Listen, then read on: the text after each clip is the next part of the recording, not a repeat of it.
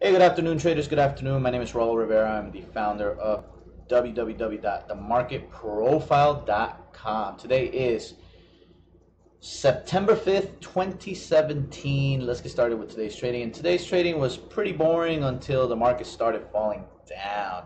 So we were in a lot of indecision. Market didn't really know where it wanted to go.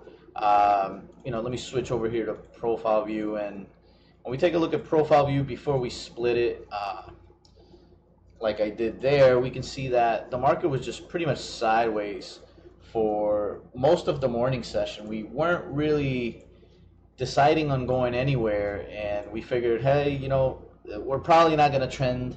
We'll probably just remain in a tight range.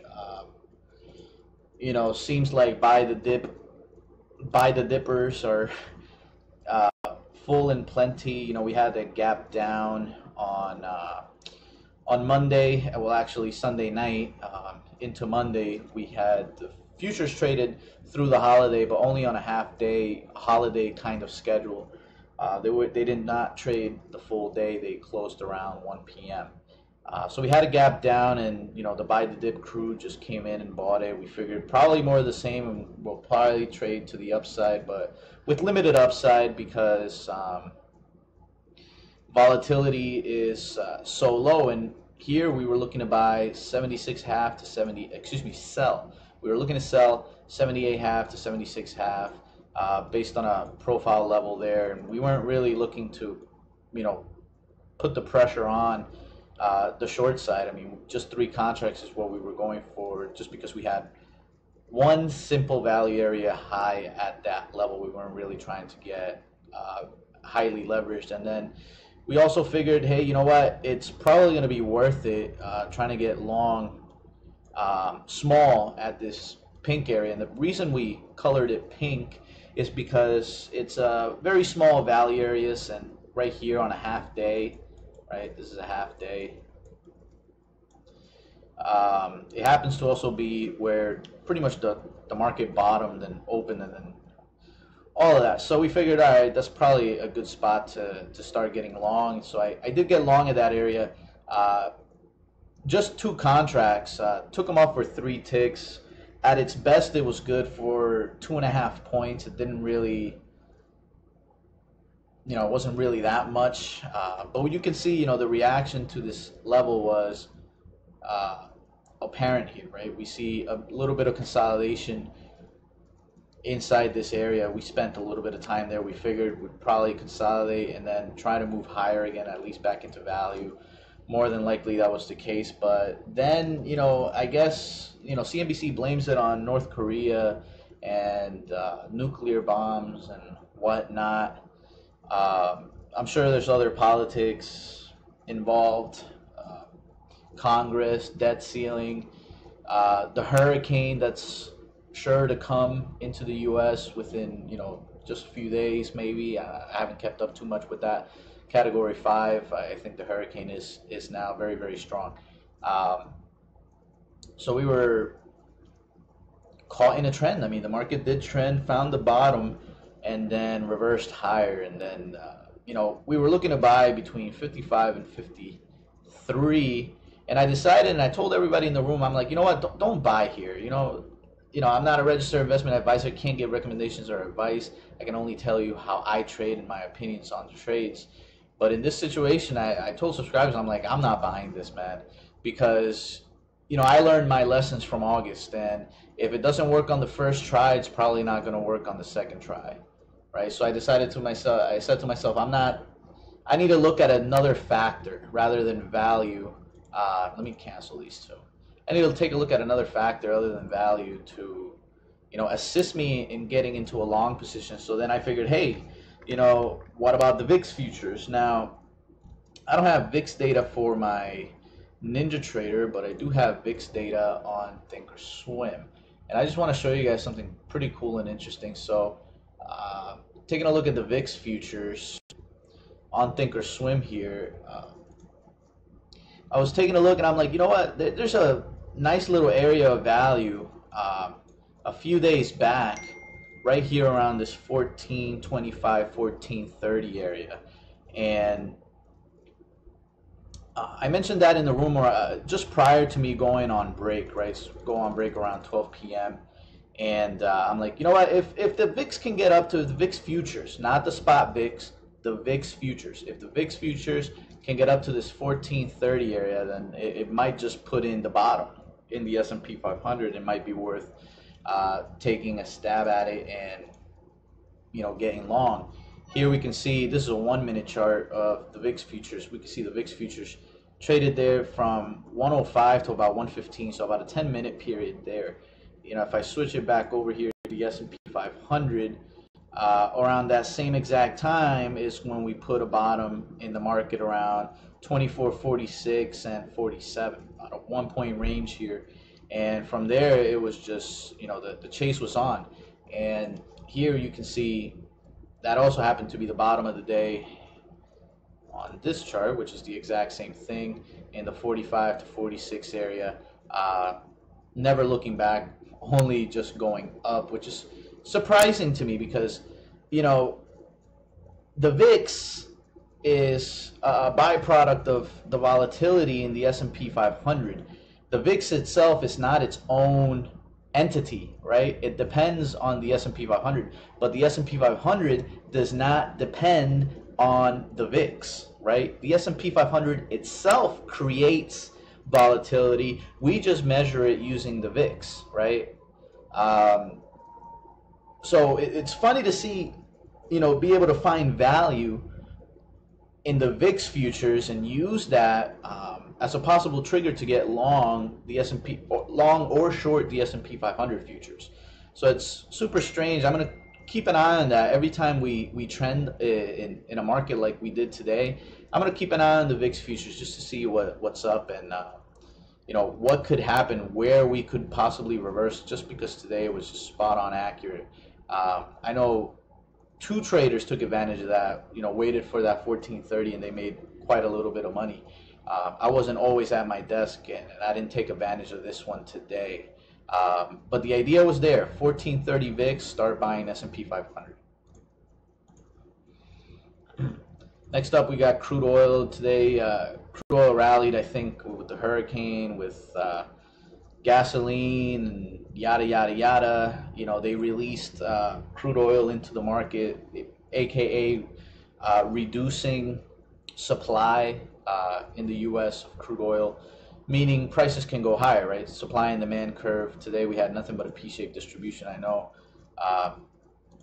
we have some traders in the room, nothing but long today, just based on the profile shapes that we had. Here we can see we had a D followed by a P early this morning, and when the market opened at 9 a.m. it was just guns blazing, just straight shooting to the upside here. And this is where some of my lessons from last month came in, right?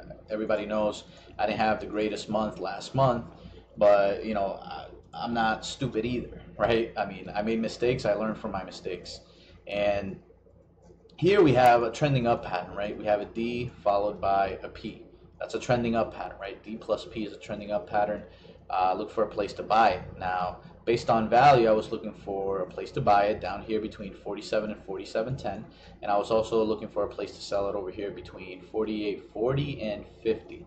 Now, knowing that I'm in an uptrend, I kept my leverage low on the short side. So I got short one contract at 48.40, but then I realized, wait a minute. I mean, we're in such a decent uptrend, right? P-shaped distribution, and then we have this humongous spike, which is this candlestick bar right there. Huge spike to the upside. I'm like, wait a minute. So I had 3 contracts, right? 48.40, 48.45, and 48.50. I canceled 45 and I canceled 50, and then I tried to break even on my one contract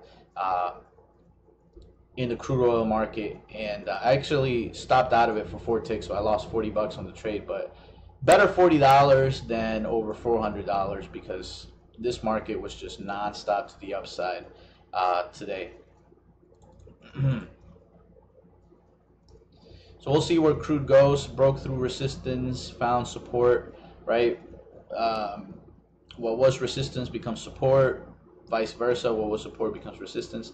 Here, on the other hand, it became support, resistance became support, and we can see that we found some support here at these levels, 49.40 to 50, pretty much the same area we were looking to sell based on the idea that that would be resistance.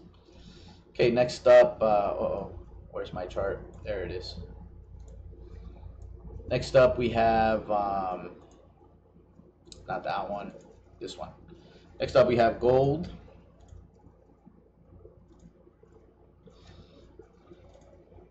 And looking at gold today, we had a D-shaped distribution for most of the session. We were trying to get long all the way down here, 28 to 26 half. We figured, you know, if the S&P does rally, gold can sell off, and you know, this could probably be somewhere near the bottom of the range for the day. You know, definitely a range day D-shaped distribution, creating value around here. So, as an overnight trade, if I were trading this overnight, I know that we have a value area low here. We closed up here. This would probably be the area to start buying overnight, 36 to 38, followed by this 28 to 26. So I mean, it's 10 points difference, but we created a really decent consolidation pattern. We did take out the highs as the S&P 500 was taking out the lows. Here we can see, let me switch back to hybrid. We can see the candlesticks, you know, traded low and then to the highs, well above the highs for 1 second, and now just sort of pulling back. I mean, D-shaped distribution, it's consolidating. You know, it went up, it went down, it went up, now it's coming back down. Those are the traits of consolidation. We didn't really have a trade in this one at all today. You know, nothing met the idea of the market profile. We weren't able to buy down here, and we weren't really looking to short either, simply because when we take a look at this market, it's been nothing but up, and you know, if you want to short blindly, that's up to you, but I like to know where I'm shorting ahead of time. And at the moment, I think this has a target of 1350. It almost made it. I've been calling for 1350 for a while, but let's see what it does around 1350 to 1355. And you know, I guess I prematurely thought that the market would take you know, maybe half a month to get to 1350. It only took, you know, a week and a half to get to 1350. So, you know, I figured maybe the market would change mid-September, and then if gold got to 1350, we would reevaluate the fundamentals and, you know, see where gold could go to next. Can it go higher, or will this be the top? As of now, it looks like it could probably go a lot higher. I mean, you know, I'll go 15 points extra above 50 to 65. And then from there, we'll see what happens. We do have monetary policy out of Europe and I think Australia as well. Not that it matters. The big one is going to be Europe. And I think Bank of Canada also has an interest rate decision. I think the name of the game is going to stay the same. I don't think the ECB is going to raise interest rates. Everything's going to remain the same. And if things remain the same, then, you know, the party continues for gold. I think gold will probably continue to go higher, and then, you know, 1400 is up next, and then maybe that will be the top. Who knows? Can't really take any guesses at the moment. And then here in the 30-year bond, you know, once again, this one before the market rallied, it was a D-shaped distribution, not an inside day, but a D-shaped distribution consolidation pattern. And it wasn't until, you know, 8:30 to 9 a.m. or Z period, right? We see all these Z's during Z period. That's when things got out of hand, you know, right out of the middle of the profile up until, you know, brand new highs all the way up here. That's usually a sure sign of a market that's getting ready to trend. So this was clue number 2 that maybe the S&P 500 was going to remain in a range, or maybe sell. We were looking for the buy, but simply because, you know, buy the dip says if the market falls down on North Korean rockets, you buy it. And I still think that's the idea. We're just going to have to buy it somewhere a lot lower than where we are now. It seems like the market is comfortable buying the dip around the 2430s and 2420s. So we do have quite a bit to go in the S&P, but here in the 30-year, we just continue to move higher and higher and higher. Here I had a position on for 2 contracts short. 56.04 was my average price on 2 contracts.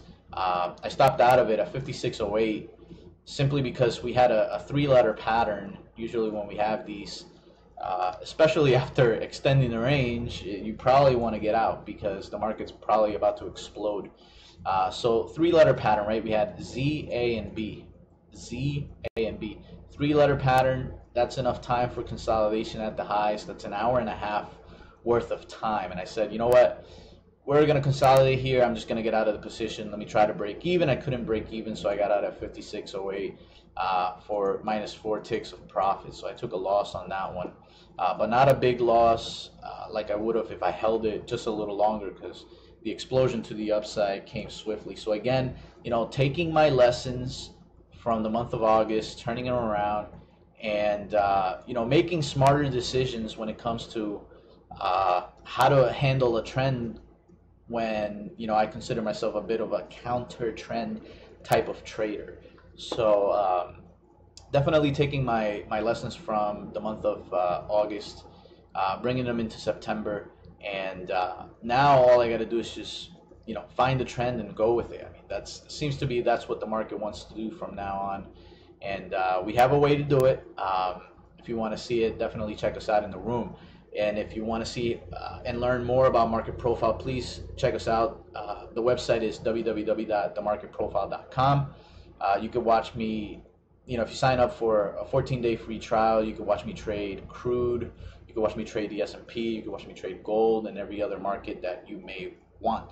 I also analyze all of my market profiles early in the morning. That's when we know of these levels that I always draw out. You guys see these in videos all the time. And yeah, just swing by the website, www.themarketprofile.com. Claim your 14-day free trial. Watch me trade live and manage these positions live, as well as educate on market profile and market profile analysis. If you like this video on Facebook, make sure you guys click like. And if you have a question or a comment, leave that in the comment section below. Hope you guys have a great trading rest of your day, and I will see you guys tomorrow. Thanks, guys.